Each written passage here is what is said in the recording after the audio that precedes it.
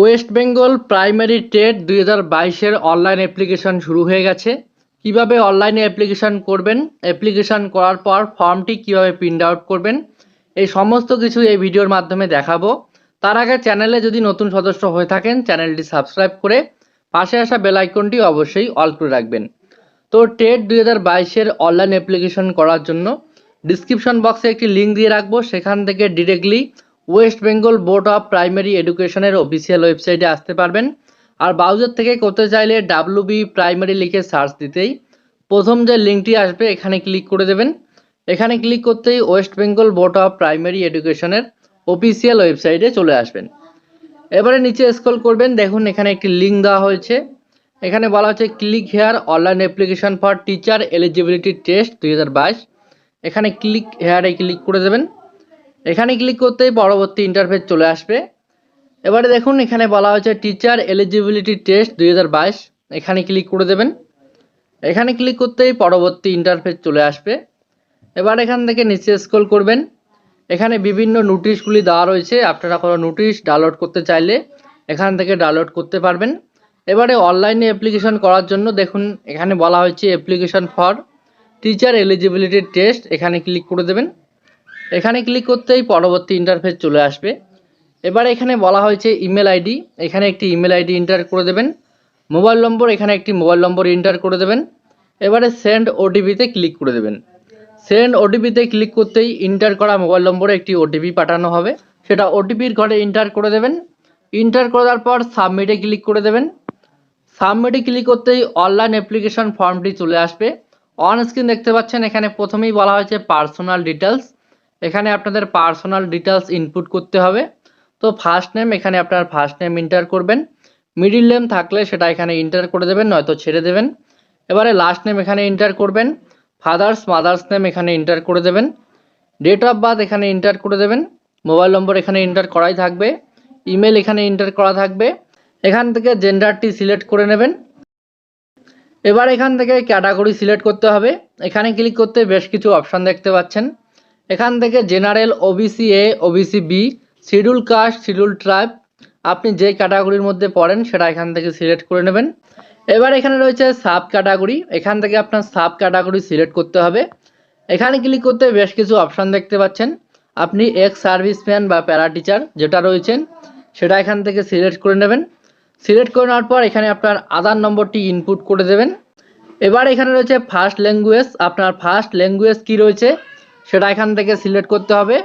এখানে ক্লিক করলেই দেখতে পাচ্ছেন বেঙ্গলি, হিন্দি, নেপালি, উড়িয়া, আপনার যে ফার্স্ট ল্যাঙ্গুয়েজ রয়েছে সেটা এখান থেকে সিলেক্ট করে নেবেন। এবার এখানে রয়েছে ফিজিক্যাল হ্যান্ডিক্যাপেড, অর্থাৎ আপনি ফিজিক্যাল হ্যান্ডিক্যাপ কিনা সেটা এখান থেকে আপনার সিলেক্ট করতে হবে। এখানে ক্লিক করলে দেখতে পাচ্ছেন ইয়েস নো, হ্যান্ডিক্যাপ হলে ইয়েস করে দেবেন, আর যদি না হয়ে থাকেন তাহলে নো করে দেবেন। এবারে নিচের দিকে স্ক্রল করবেন, এখানে বলা হয়েছে পার্মানেন্ট অ্যাড্রেস, এখানে প্রথমেই রয়েছে হাউস নম্বর, এখানে আপনার হাউস নম্বর এন্টার করবেন। আপনার ভিলেজ নেম এখানে এন্টার করবেন। ব্লক এখানে এন্টার করবেন। পোস্ট অফিস এখানে এন্টার করবেন। পুলিশ স্টেশন এখানে এন্টার করবেন। এবারে আপনার ডিস্ট্রিক্ট এখান থেকে সিলেক্ট করে নেবেন। স্টেট এখান থেকে সিলেক্ট করে নেবেন। পিনকোড এখানে এন্টার করে দেবেন।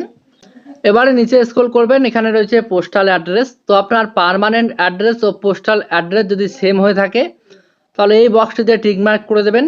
আর আপনার পোস্টাল অ্যাড্রেস যদি ভিন্ন হয়ে থাকে তাহলে আপনার পোস্টাল অ্যাড্রেস এখানে এন্টার করে দেবেন। এন্টার করে দেওয়ার পর নিচে স্ক্রল করবেন, এবারে রয়েছে একাডেমিক কোয়ালিফিকেশন, অর্থাৎ আপনার কোয়ালিফিকেশন এখানে এন্টার করতে হবে। তো এখানে প্রথমেই রয়েছে ক্লাস 10, আপনি ক্লাস 10 কোন বোর্ড থেকে পাস করেছেন সেই বোর্ডের নাম এখানে এন্টার করবেন। ইয়ার অফ পাসিং, অর্থাৎ কত সালে পাস করেছেন সেই ইয়ারটি এখানে এন্টার করবেন। ফুল মার্কস কত ছিল সেটা এখানে এন্টার করবেন। এবারে আপনি কত পেয়েছেন সেটা এখানে এন্টার করবেন। অটোমেটিক্যালি এখানে পার্সেন্টেজ চলে আসবে। এবার রয়েছে ক্লাস 12, তো আপনি ক্লাস 12 কোন বোর্ড থেকে পাস করেছেন সেটা এখানে এন্টার করবেন। ইয়ার অফ পাসিং কত সালে পাস করেছেন সেটা এন্টার করবেন। ফুল মার্কস কত ছিল সেটা এখানে এন্টার করবেন। কত পেয়েছেন সেটা এখানে এন্টার করবেন। অটোমেটিক্যালি এখানে পার্সেন্টেজ চলে আসবে। এবারে গ্র্যাজুয়েশন কোন ইউনিভার্সিটি থেকে পাস করেছেন সেটা এখানে এন্টার করে দেবেন। ইয়ার অফ পাসিং এখানে এন্টার করবেন। ফুল মার্কস এখানে এন্টার করবেন। এখানে কত পেয়েছেন সেটা এন্টার করবেন। এখানে পার্সেন্টেজ চলে আসবে। এবারে নিচে স্ক্রল করবেন, এখানে দেখতে পাচ্ছেন গ্র্যাজুয়েশন টাইপ, অর্থাৎ আপনি অনার্স নিয়ে পাস করেছেন নাকি জেনারেলে পাস করেছেন সেটা এখান থেকে সিলেক্ট করে নেবেন। সিলেক্ট করে নেওয়ার পর নিচে স্ক্রল করবেন, এখানে রয়েছে ট্রেনিং কোয়ালিফিকেশন। এখানে বলা হয়েছে নেম অফ এক্সামিনেশন কোর্স, অর্থাৎ আপনি কোন কোর্স বা কোন এক্সাম দিয়েছেন সেটা এখান থেকে সিলেক্ট করতে হবে। তো এখানে ক্লিক করলেই দেখতে পাচ্ছেন বেশ কিছু অপশান চলে এসছে। আপনি যদি ডিএলএড করে থাকেন প্রথম অপশানটি সিলেক্ট করবেন, বিএলএড করে থাকলে দ্বিতীয় নম্বর অপশানটি সিলেক্ট করবেন, বিএড করে থাকলে তৃতীয় নম্বর অপশানটি সিলেক্ট করবেন এবং স্পেশাল এডুকেশন ডিপ্লোমা করে থাকলে চতুর্থ নম্বর অপশানটি আপনারা সিলেক্ট করবেন। এবার এখানে বলা হয়েছে অ্যাপারেট স্টেট ফর্ম, অর্থাৎ কোন স্টেট থেকে করেছেন সেটা এখান থেকে সিলেক্ট করে নেবেন। কোন শিক্ষা প্রতিষ্ঠান থেকে করেছেন সেটা এখানে ইন্টার করে দেবেন। এবারে সেজনটি এখানে ইন্টার করে দেবেন, অর্থাৎ কত সাল থেকে কত সালের মধ্যে করেছেন সেটা এখানে ইন্টার করবেন। এবারে পাসেড অ্যাপারেট পুশিং যেটা রয়েছে সেটা এখান থেকে আপনার সিলেক্ট করতে হবে। এখানে ক্লিক করলেই দেখতে পাচ্ছেন যদি আপনি পাস করে থাকেন তাহলে পাসেড ক্লিক করবেন, অ্যাপারেট হয়ে থাকলে প্রথম অপশানটি সিলেক্ট করবেন এবং পার্সিং হয়ে থাকলে তৃতীয় নম্বর অপশানটি আপনারা এখান থেকে সিলেক্ট করে নেবেন। সিলেক্ট করে নেওয়ার পর এখানে দেখতে পাচ্ছেন ইয়ার অফ পাসিং, অর্থাৎ কত সালে পাস করেছেন। যদি আপনি পাস করে থাকেন তাহলে সেই ইয়ারটি এখানে ইন্টার করে দেবেন। ইন্টার করে দেওয়ার পর নিচের দিকে স্ক্রল করবেন, এখানে রয়েছে আপলোড ডকুমেন্ট। এখানে আপনাদের ফটো ও সিগনেচার আপলোড করতে হবে। ফটো ও সিগনেচারগুলি জেপিজি, জেপিইজি, পিএনজি 5 থেকে 100 কেবির মধ্যে হতে হবে। এখানে রয়েছে ক্যান্ডিডেট ফটো, এখানে ক্লিক করে আপনার একটি ফটো আপলোড করে দেবেন। এবার এখানে রয়েছে ক্যান্ডিডেট সিগনেচার, এখানে ক্লিক করে এখানে একটি আপনাদের সিগনেচার আপলোড করে দেবেন। এবারে নিচে আপনাদের ডকুমেন্ট আপলোড করতে হবে।